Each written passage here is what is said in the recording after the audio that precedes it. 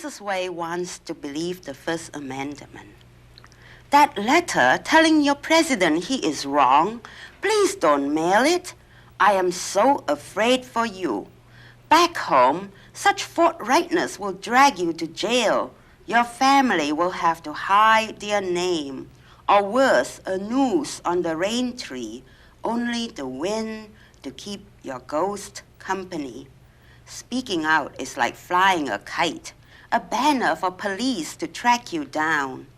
In my country, we have learned to fly kites under the bed.